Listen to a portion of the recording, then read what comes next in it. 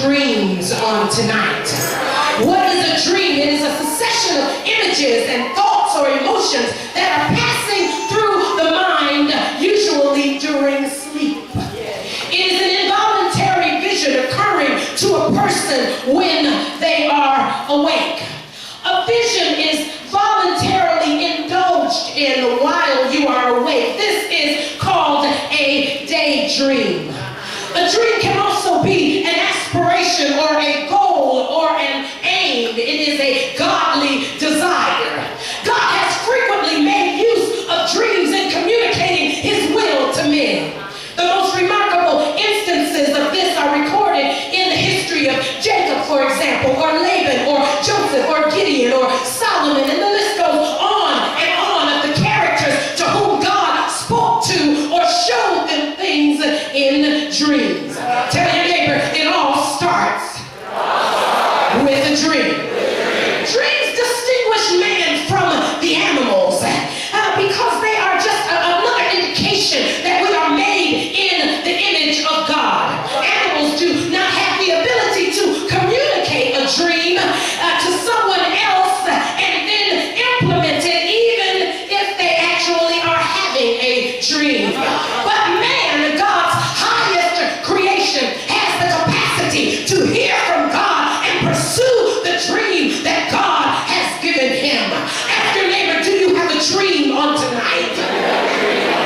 I want you to know that dreams are the great equalizer. Rich people have dreams, poor people have dreams, short people have dreams, tall people have dreams, slender people have dreams, heavy-set people have dreams, single people have dreams, married people have dreams, educated people have dreams, uneducated people have dreams. Dreams are the great equalizer. Everybody can give everyone a dream. I want to know on tonight if you have a dream. Do you have a God-given revelation of God's will and God's plan for your life?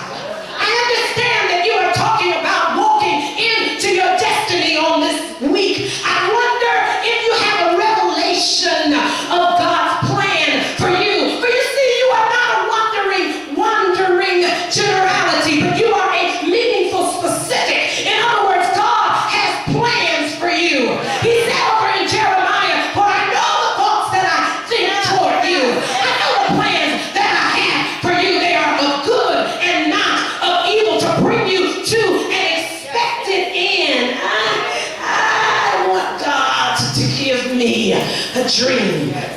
For in my dream, I see what God sees.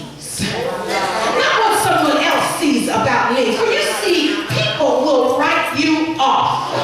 They will decide that you are at the end of your rope, that you are at the end of your destiny, and that there is no further for you to go. But when God gives you a picture, it is a mental picture of a preferable future. You see something coming into view as if it were already there. There is a phrase that people use. They say, you must be dreaming.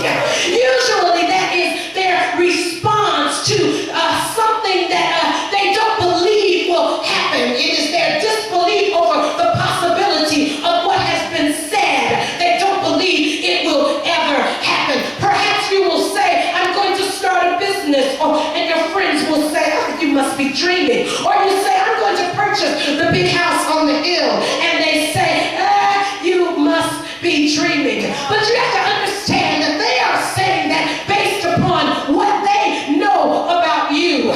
They may know that you don't have certain skills, or you don't have this certain amount of money, or you don't have the connections, or the power, or the tenacity, or the vocation, or the staff to start the business. And they view what you say as impossible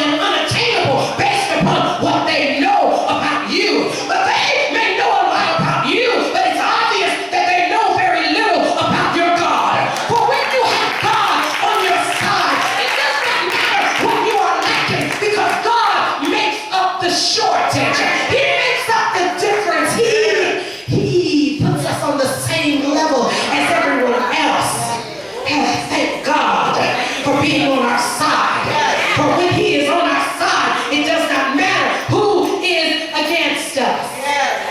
The phrase, you must be dreaming, is not a phrase that is encouraging, but it is a phrase that is calling your visions and your ideas impossible.